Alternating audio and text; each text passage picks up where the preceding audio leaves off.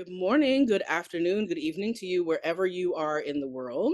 I am Tigress Osborn. I'm the Executive Director of NAAFA, the National Association to Advance Fat Acceptance, and welcome to the NAAFA Webinar Series.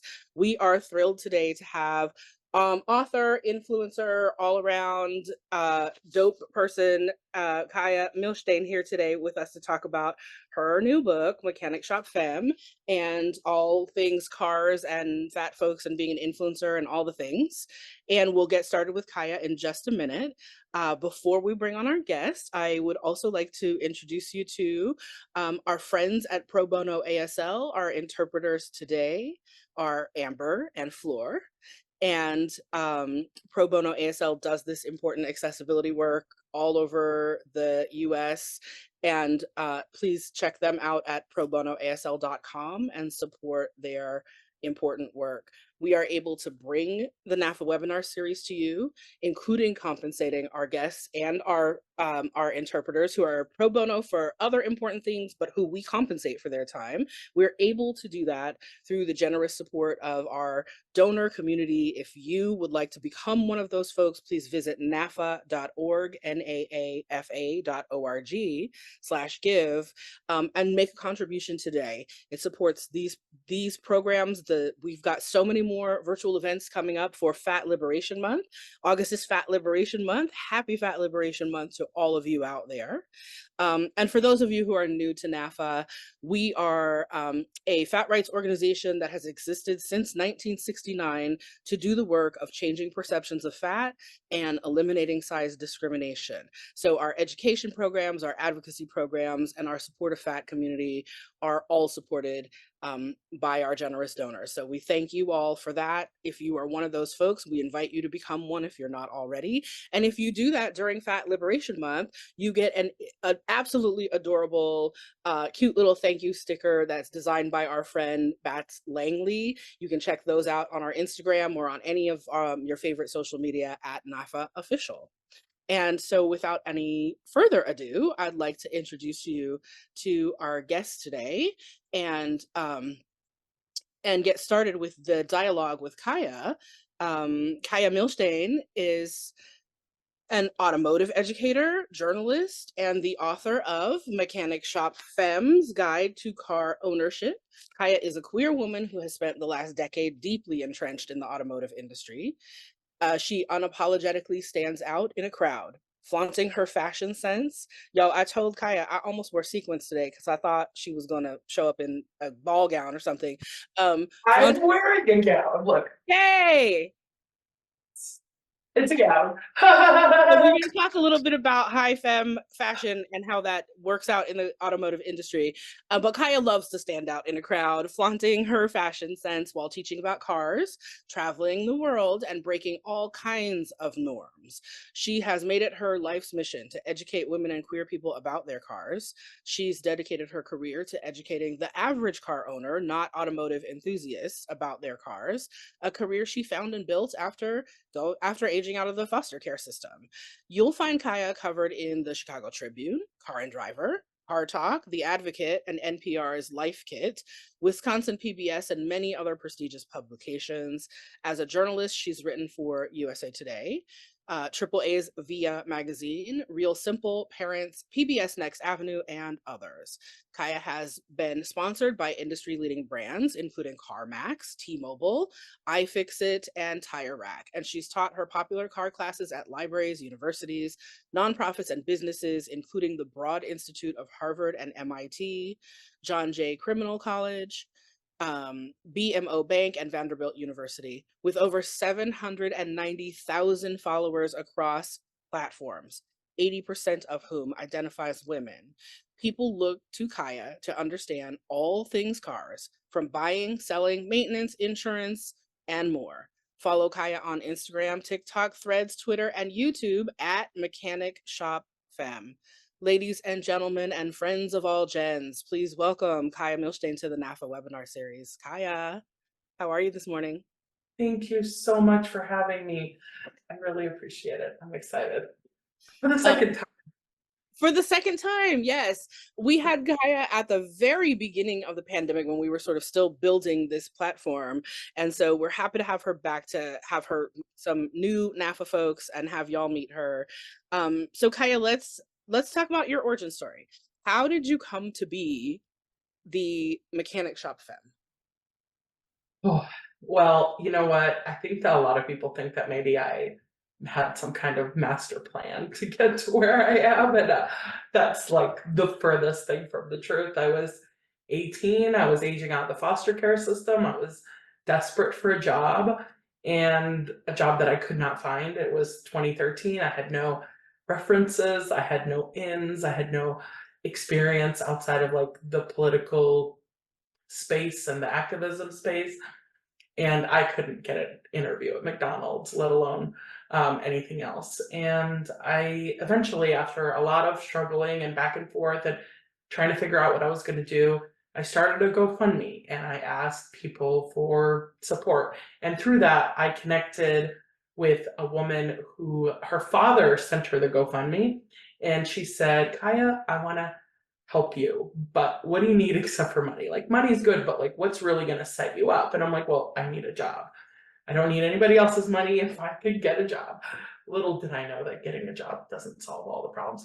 But she helped me get an interview at Sears department store. And somehow I walked out of there with the opportunity to work in the auto center, unexpectedly and without a driver's license. So I had to leave and go and figure out how to get a driver's license very quickly.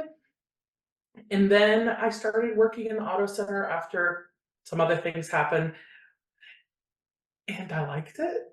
I mean, I was scared, I was nervous, I had a lot of nightmares, lots of nightmares of tires falling on top of me, and the smell of tires kind of burns into your brain when you work at a place that's filled with tires.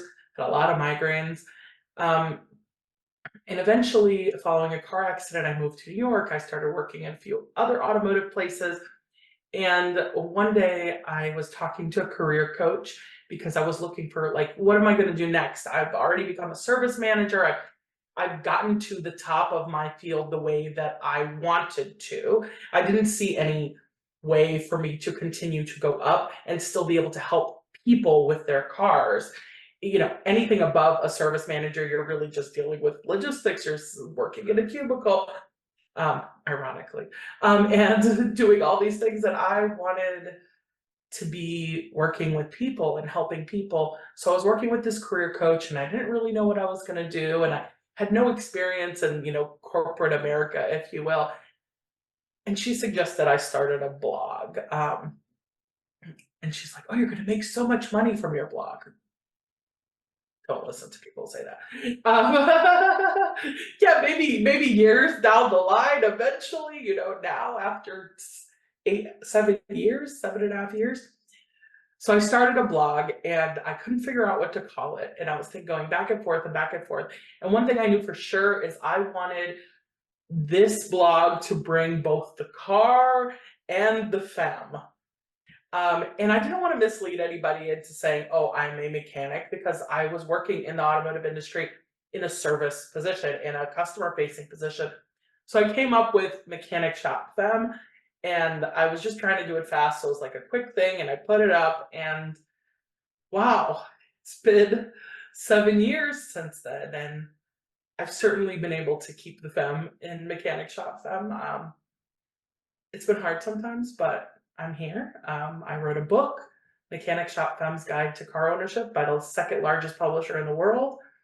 I had a book tour, 16 different cities where I went to women and queer owned and POC owned mechanic shops all over the United States. There were a few instances where it was more like a big fat femme gathering than a car space. Especially in Portland. All my Portland fat femmes came out. We talked about clothes during my book signing. That was fun.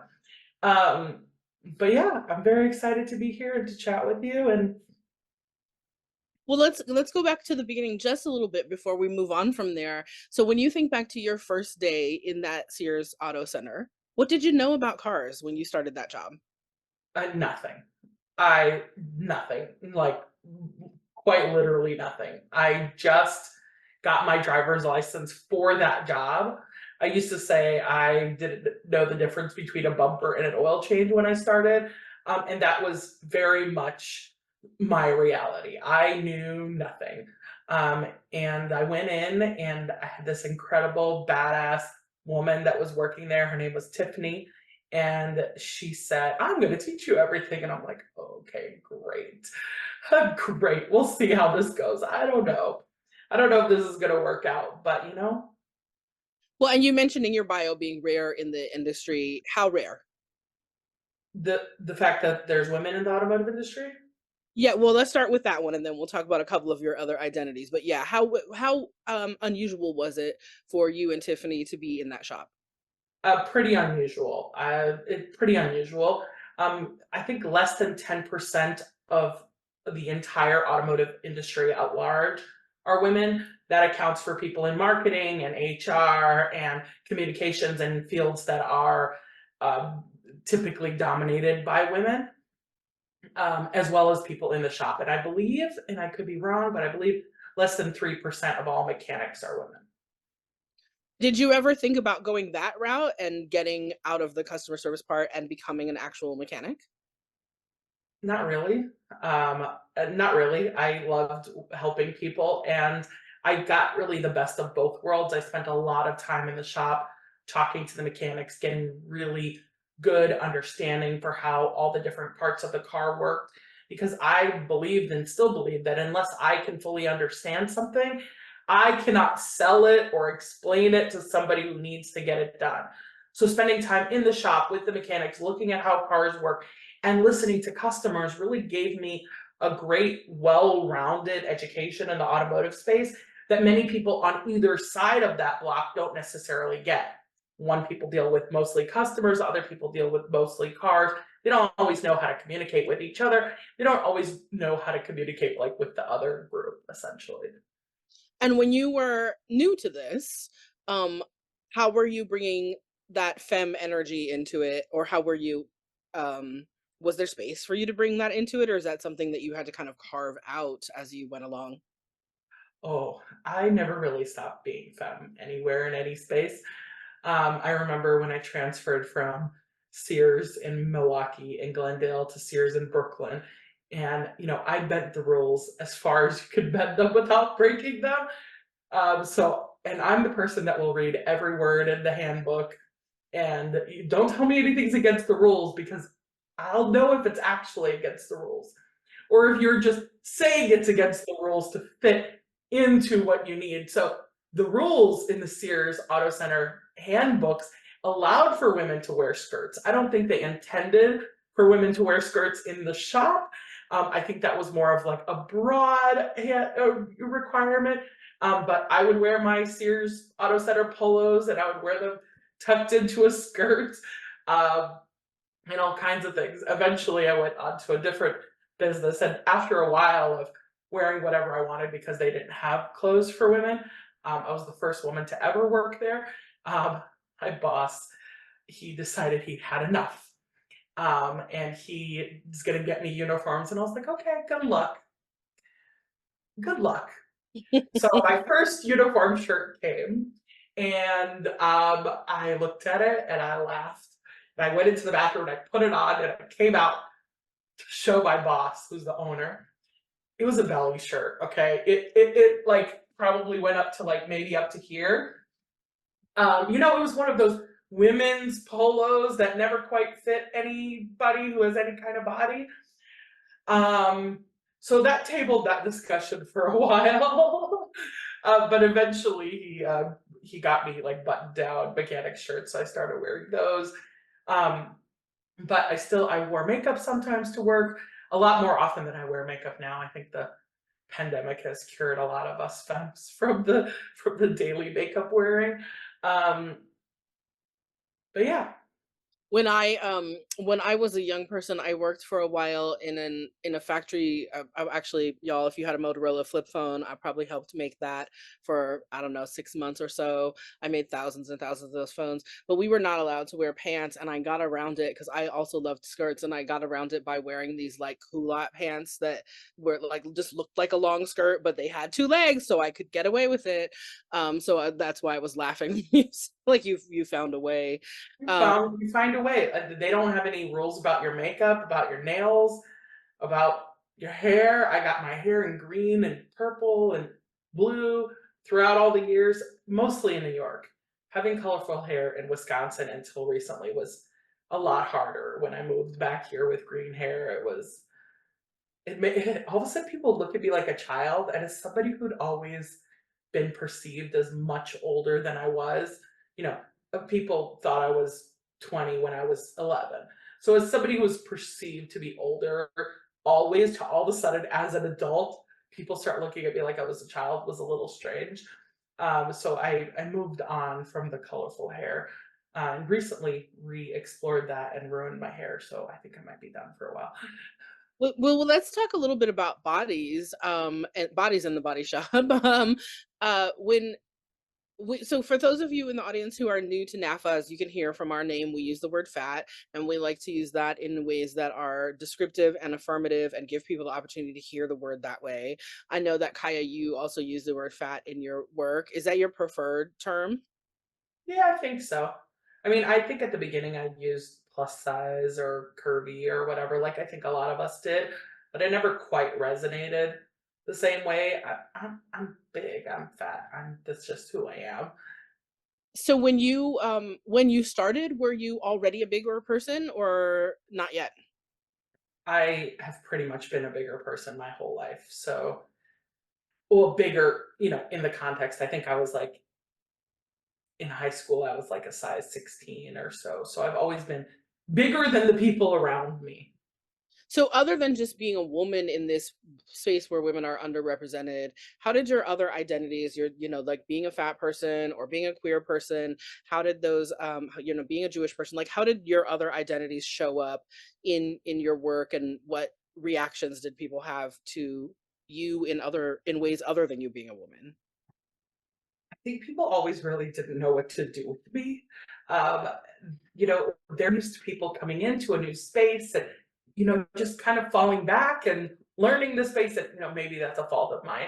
But I had been through the foster care system. I had advocated my way out of my birth home and into this foster care system myself, in a way that nobody had really seen before. I had spent almost 2 years in court dealing with all of that aftermath.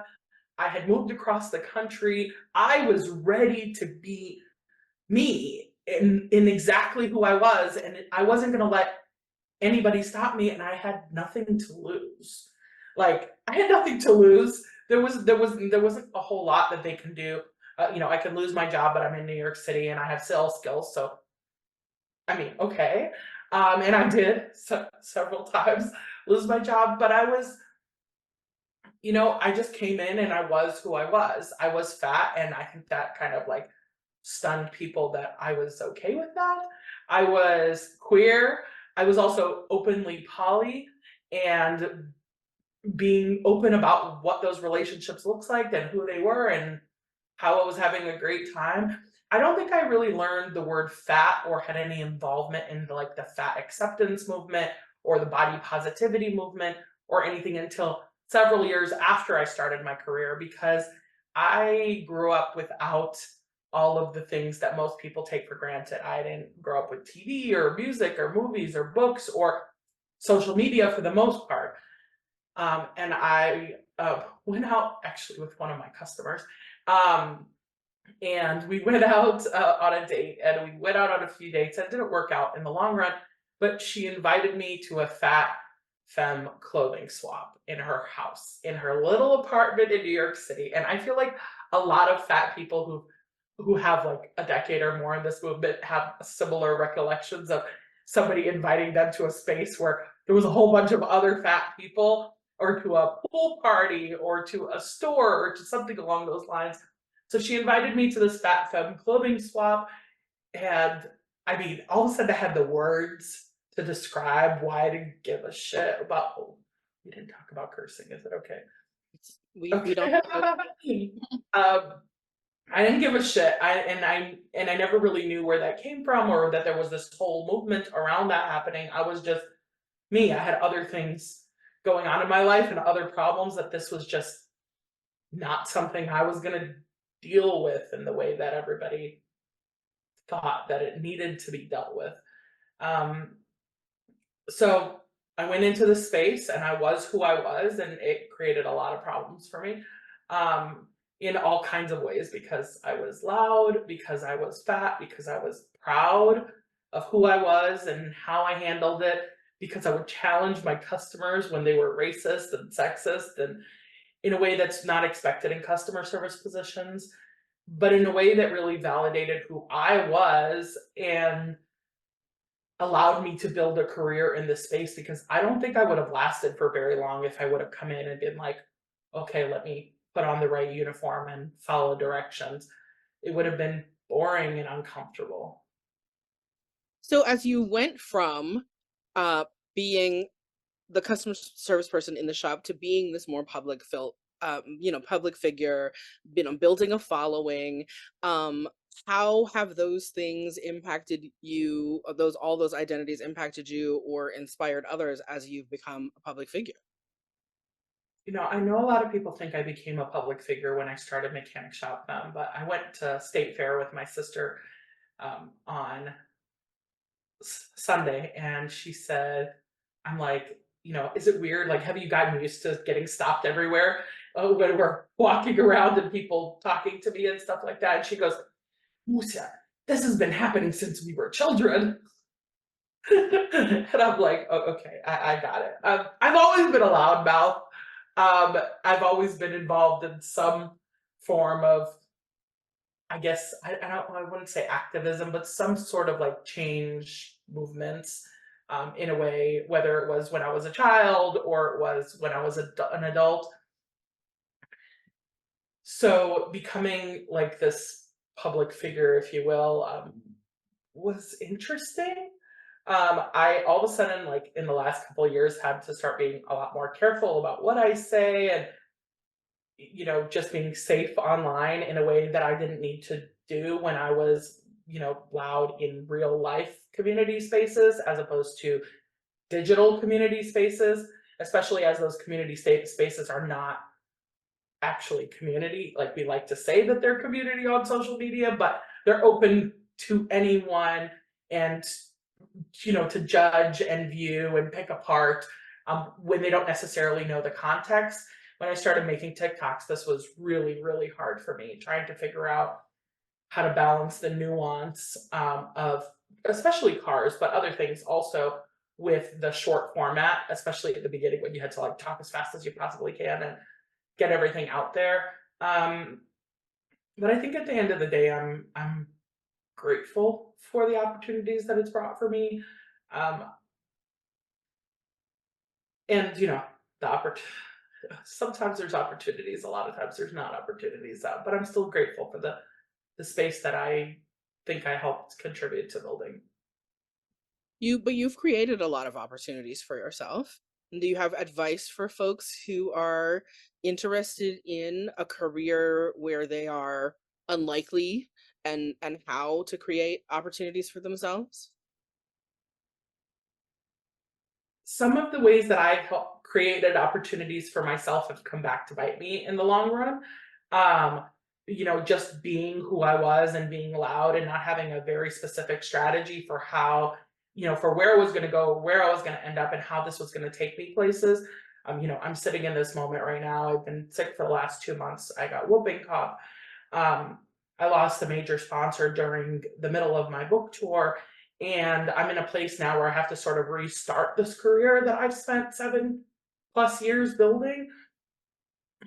So it feels like not a great moment to give advice to people on how that they could build those opportunities. But all I can say is to be genuinely who you are, because if you build a persona around who you are and you build this idea of who you are on the internet, it's not something that you can actually back up with life and reality, then it's going to be a lot harder to turn those real life opportunities into, you know, your next thing. Because so I guess that's one thing, but being who you are is really important on um, building community with other people and connecting with other people and trying to stay in touch with other people and supporting them through the things that they're going through is also really important, and something that sometimes I struggle with. As you know, the work there gets more and more work, all of a sudden you're like, how do I keep track of all this stuff? um, and not being afraid to go for it. Go, you see something, you want it, you think that you're a good fit for it, try your hand at it. Even if you don't meet the qualifications, I mean, be honest about your experience, but try your hand at it. It can't hurt. I thought that I couldn't write. I spent years telling myself that I'm not a writer, I can't write, I'm not good at it. And you're right, I can't spell. I can't spell. I have really bad tense. Like, I still don't understand.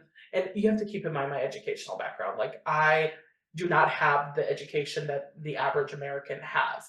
Even folks that have been through, you know, the worst public schools, or, you know, have certain gaps in their education, have typically received more education than I have on an elementary and middle school and high school level. I was raised Hasidic. I grew up going to schools that didn't teach English, math, or science, or history, and for a long course period of time, not going to school at all. So I thought that this is something that I was not able to accomplish. Um, I got my first like big writing opportunity by responding to somebody who was looking for young queer people to tell us where the movement was going to go next. Like, okay, we have gay marriage. What's the next thing? And I'm like, gay marriage? That wasn't the, I mean, yes, that's the thing that everybody latched onto, but that wasn't like the main center, the main focus of where we should be going. So I responded to this editor looking for comments, and then I asked her to correct my title. And then she asked me if I can write for her. And I was like, yeah, of course. Yeah, absolutely. What do you want me to write for you on? When I got married and I shared my wedding with the internet and the world in the time, and it was really hard for a lot of people. I mean, it still is, but at that time, you know, the world felt really bleak. And I said, you know, everybody come do this thing. Let's go and have this happy moment. I never imagined in my wildest dreams it would end up in the New York Times and Thousands of people. right? Tens of Thousands. 10,000 people watched this little wedding I threw together in 4.5 weeks. Um, but what led out from that was actually my book. And most people don't realize that one of the women who interviewed me for a story for Go Magazine, her name is Sarah Prager. She's a queer historian, written quite a few books. She interviewed me, and then at some point she goes, "Listen, I think you should write a book. Can I introduce you to my agent?" But of course she went, like, if you don't want to, don't worry. Like, it's not, you don't have to. It's no pressure. Like the whole consent culture to the next degree. And I'm like, if I don't want to, I won't. I know. Um, so she introduced me to her agent, and although that relationship ultimately didn't work out, I came out of it with a book proposal. I posted on Twitter and I said, hey, I wrote a book proposal. I parted ways with my agent. Here's what I do. Here's what I am. If you're interested, send me a message or send me an email. And by the way, don't look for agents like that on Twitter, okay? The likelihood of what happened to me happening to you is very slim. Another reason why sometimes it feels like I'm not quite qualified to give you certain advice, because I'm just like, oh, I can do something. Let me do it. Let's see what happens. So let's just put it out there. I think I ran a fundraiser for NAAFA that way one time. And I remember exactly what that fundraiser is. You had someone on Twitter who was trolling your wedding photos, and you yes, said, I will give $1 to NAAFA for every person that reposts the story of repost my love yeah, my story. love story. And Yeah, then we had several other people jump in with like, I'll match Kaya's donation, or I'll give 25%, 20, whatever.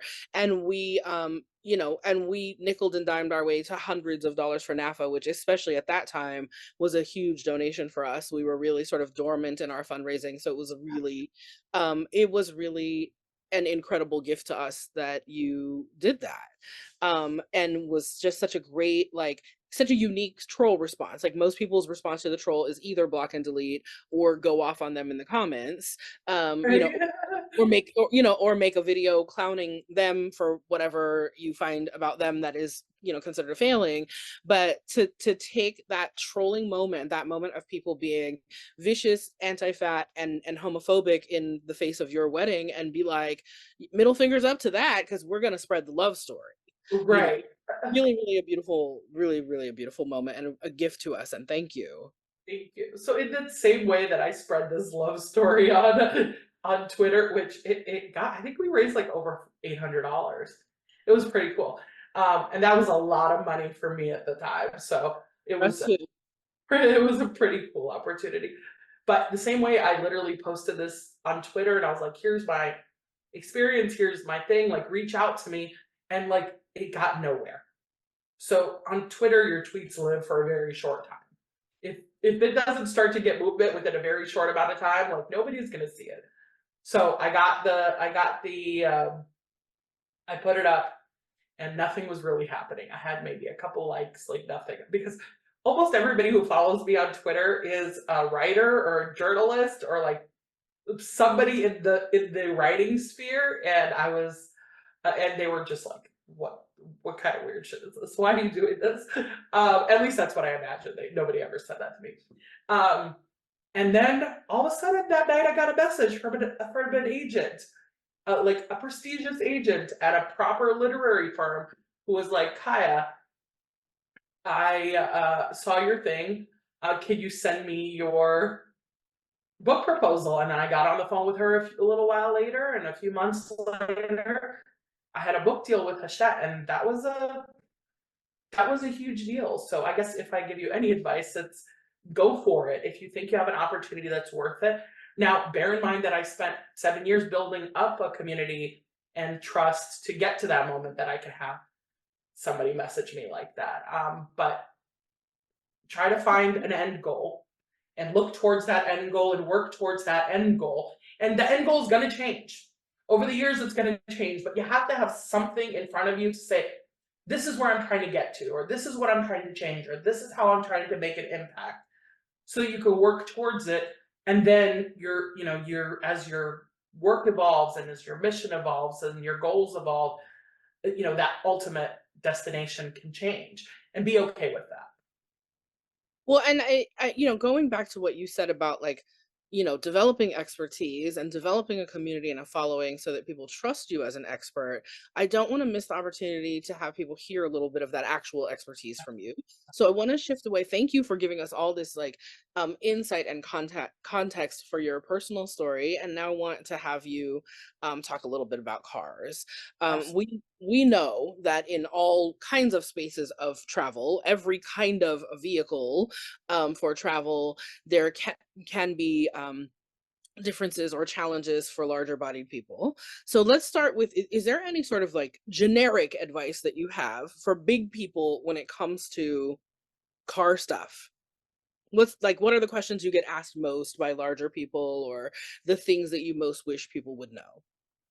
Seatbelt extenders, same as with airplanes, you should have seatbelt extenders that are specific to the vehicle that you are driving. Um, so instead of buying one universal seatbelt extender, although you could buy one, and maybe if you take Uber or drive in other people's cars frequently, it might be worth getting it regardless.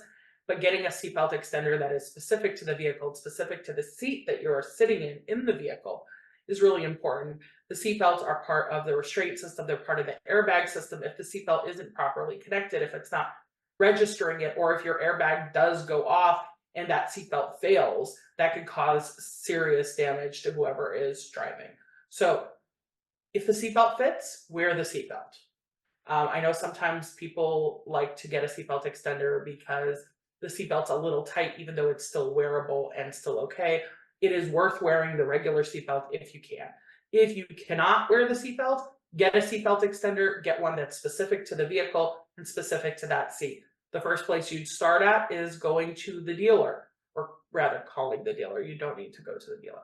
Call the dealer and say, hey, I have this car and I'm looking for a seatbelt extender. A lot of times they're not going to know what you're talking about. However, you can back this up by Googling this information yourself and looking for the part number for the seatbelt extender, or you can ask for somebody else or ask them to dig into it further. But if the manufacturer makes a seatbelt extender, that's the one that you should be buying. And if the manufacturer does not make a seatbelt extender, there are no US standards for seatbelt extenders, as far as I'm aware. The next best thing that I found is seatbeltextenderpros.com. They use European Union standards for seatbelt extenders. And they have ones that are specific to the seat that you are in. So that's a great option for you. If you are a small fat, or if you are an ally, or if you're somebody who just doesn't need a seatbelt extender, get a seatbelt extender and put it in your car and put it on your glove box and make sure it's there for fat folks when they drive in your car. And this is something I've been guilty of in the past, something I just never thought of not having something available, and it should be there. If you drive Uber or Lyft, even if you use a seatbelt extender, you should have an extra seatbelt extender available for the people that are driving your cars. Recently, it's Uber and Lyft has been sort of doing more to get people to buckle up. If you get into the Uber now, you like hear the sound of them telling you to buckle up. And as more cars have the beeping in the back, where if you sit in the back and the seat will still beep, this is going to become more and more of an issue going forward. And So we something to consider. we have through our shout out to our former board member Trevor Keyson for this. Like, we have actually reached out to Lyft and Uber to talk about size issues in general and seatbelt extenders included in that, and we've not made a lot of progress with them so far, but it is something that like we will continue to work at, because rideshare is so important to people these days, and it is not like something you can just take care of yourself, because you really need the one that goes with that make and model of car. I have noticed that more rental car companies are beginning to, when you say call the dealer, they might not know what you're talking about. I used to walk into rental car companies, ask them, knowing I probably knew the answer, if they had seatbelt extenders, and mostly encounter customer service people who didn't know what that was. Yeah. But now I've noticed that there are some car companies, rental car companies, that are offering seatbelt extenders as part of your rental options. So, Really, I haven't seen that. But that is great. And honestly, I think that pushing the rental car companies would help with Uber and Lyft. And the reason for that is many Uber and Lyft drivers are driving rental cars. So if we could get rental car companies to put a seatbelt in every single rental car, like every Tesla you get that picks you up, 99% of them, and obviously this is a bit of an exaggeration, but essentially 99% of them are Hertz rental cars, because Hertz had an agreement with Tesla. So if you're getting a Tesla Model 3, which is very small and squishy, but if you're getting one of those, it's a rental. If we could get Hertz and Enterprise to carry those seatbelt extenders and just put them in the glove box, it's not going to cost them very much. They're $20 retail. I'm sure they can get them for and they're 5. going to get bold pricing, right? They're not going to pay what we pay as individual shoppers. But in the meantime, allies, did you hear that? Small fats and allies, that this is a great way for you to show up for the other folks in your life.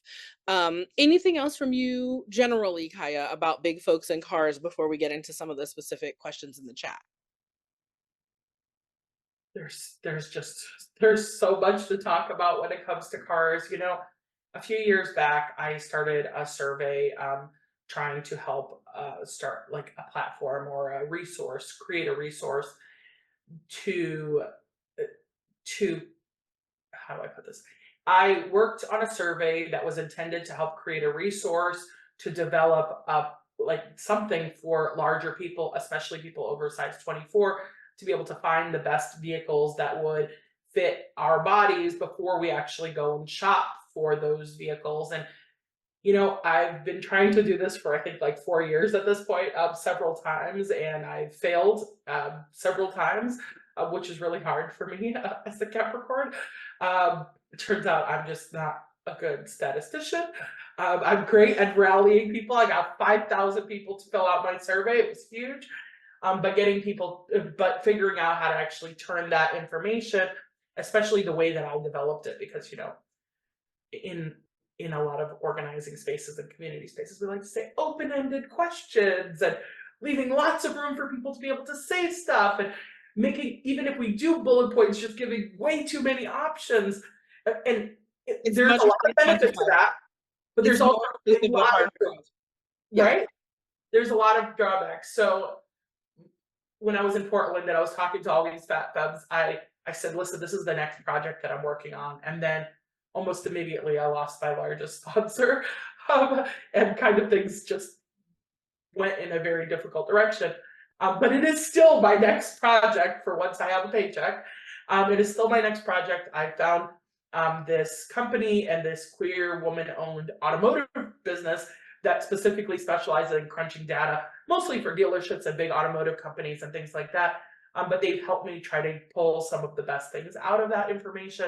So it's still my goal. I know a lot of people tag me when they are looking for cars and they're looking for that advice, and it sucks, but I'm working on it. So we have a specific question in the chat that I'll read you, and then you can kind of expand on it with any advice you have that it makes you think of as well. For a short, fat person who has mobility challenges, for example, using a cane, and is inexperienced in buying a car, who needs a reasonably priced, reliable car, would you recommend buying a new car or a used car, number one? And number two, do you have specific recommendations for makes and models of cars for short, fat people that have mobility challenges? It's a great question. And it's really hard to say that categorically, if you're mobility challenged, short and fat, you should either buy a used car or buy a new car, because those specific things also come with other things. How much money do you have to purchase that vehicle? How much time do you have to look for that car?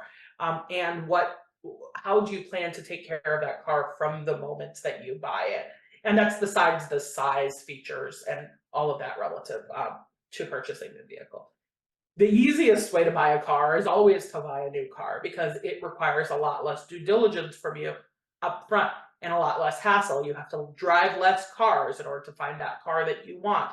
You don't have to go to as many dealerships. You don't have to spend as much time checking over the vehicle and getting in and out of different cars and getting the car taken into the mechanic. But it is also the most expensive option. Additionally, buying a used car also means far less maintenance for the first couple of years that you own it. But it doesn't mean that maintenance is forever not something you're going to have to do. A used car, you have the flip side of the problems. Depending on how old of a car you're going to buy, there's going to be repairs and maintenance that are necessary that might be more challenging for you to do as somebody who is mobility challenged. Especially if you have to then sit and wait for the car to be fixed, as opposed to going home, using another form of transportation. So it's hard to say. On the flip side, if you buy a used car, first of all, you have more options. You have cars that cost a lot less money.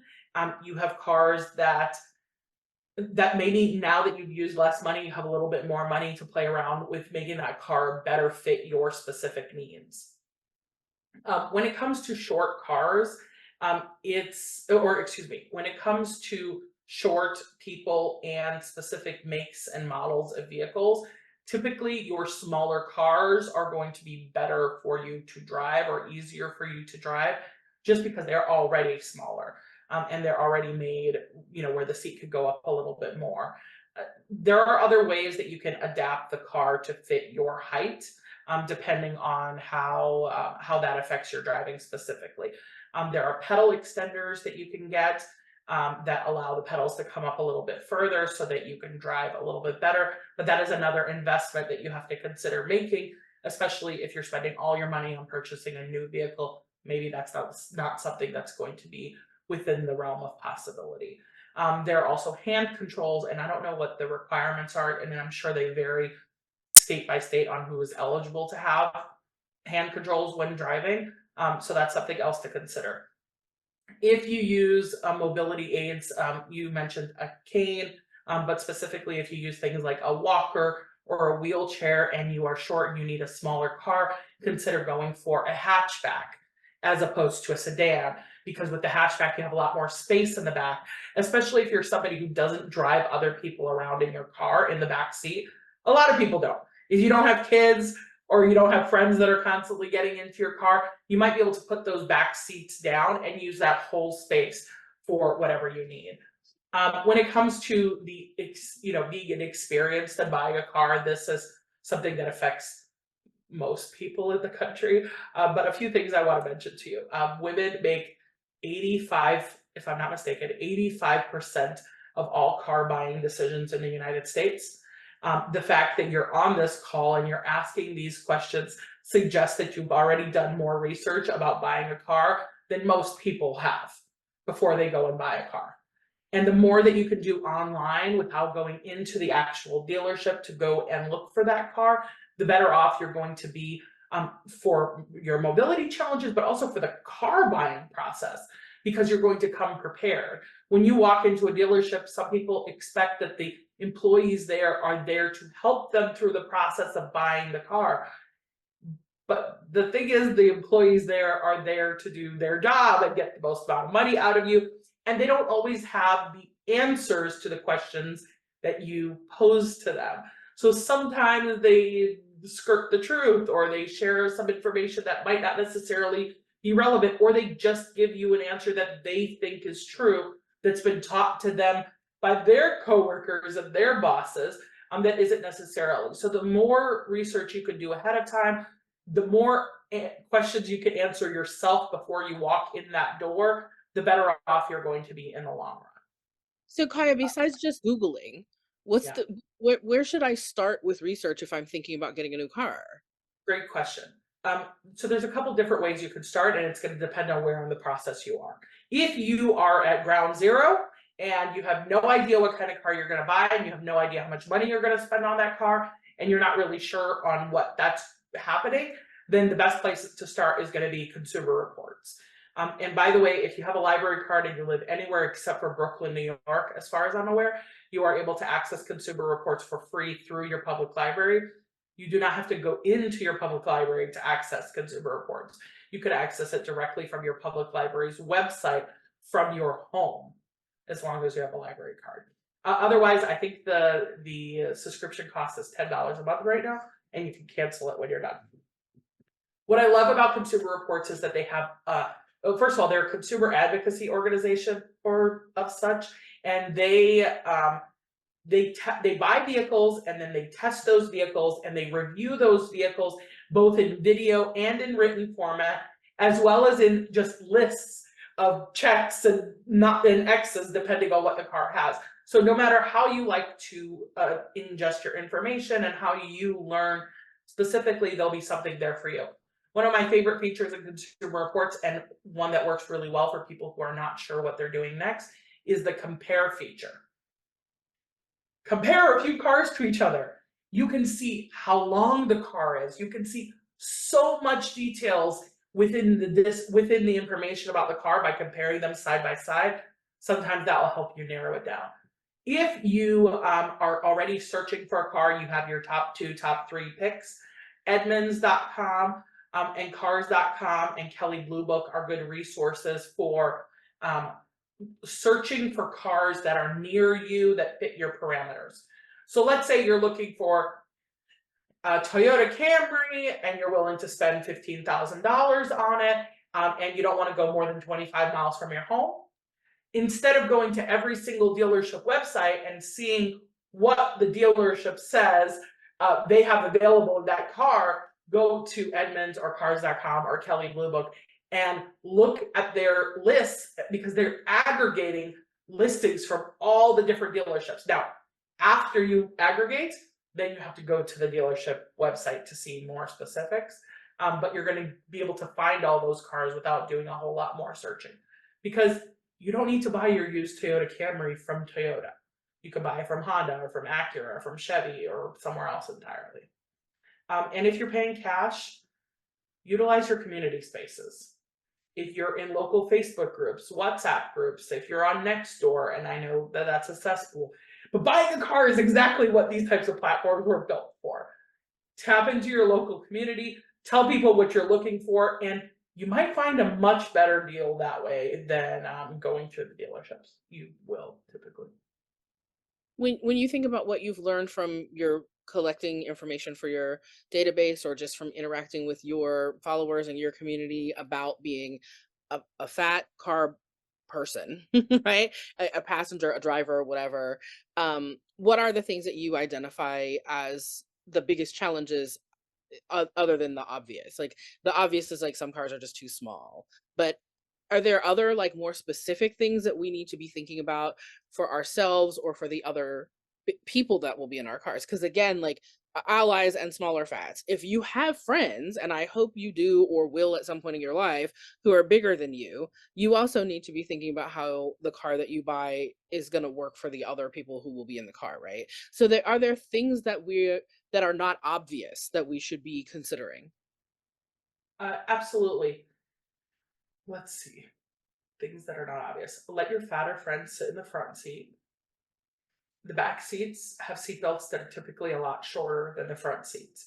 So if you and your partner are always driving in the front, the back seats may not even fit people who are size 20 or 22 that you will not necessarily regard as people who need seatbelt extenders, right? So the seats at the back are going to have a lot smaller seatbelts. Same thing with Ubers.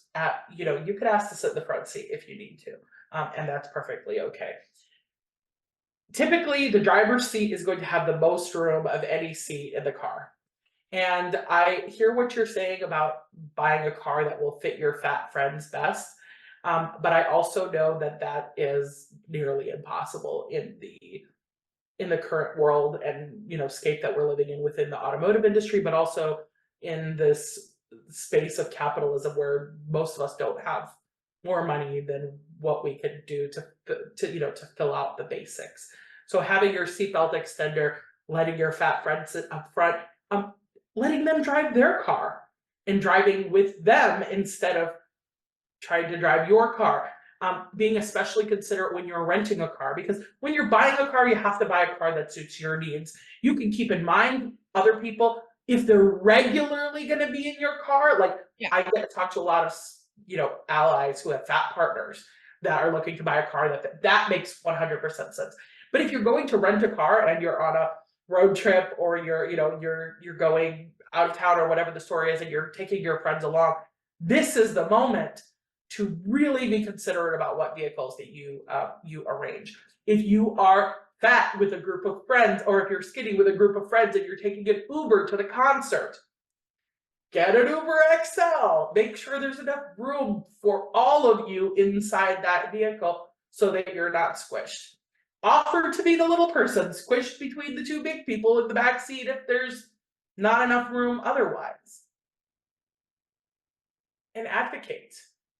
When you go and buy a car, ask the dealership for a seatbelt extender. It doesn't matter if you need a seatbelt extender or not. And by the way, you can ask them to include it in your purchase. You don't even have to pay extra for it. You could tell them, I need a seatbelt extender in order to buy this car. And if they don't know what you're talking about, explain it to them. Because even though you're not necessarily the person that's going to benefit from this, your friend and the next person will. My wife bought leased a Nissan Leaf back in March, and she was gonna go lease this Leaf, and I said, okay, we're in, but y'all need to throw in a seatbelt extender. And she goes, oh, I don't know if Nissan makes that. And I'm like, no worries, like ask your parts department. So she called me back like 20 minutes later, and she goes, my parts guy, he said that Nissan would be liable if they provided seatbelt extenders, and that they don't make them, and that this is like this whole big thing. And I was like, weird. Also not true. But okay, you're just a salesperson. I have a contact at Nissan. I will reach out to Nissan. And she said, okay. And I hung up. But before bothering my contact at Nissan, I said, let me just do a little Google search, okay? 3 options down from the top was the part number for the Nissan Leaf seatbelt extender, okay?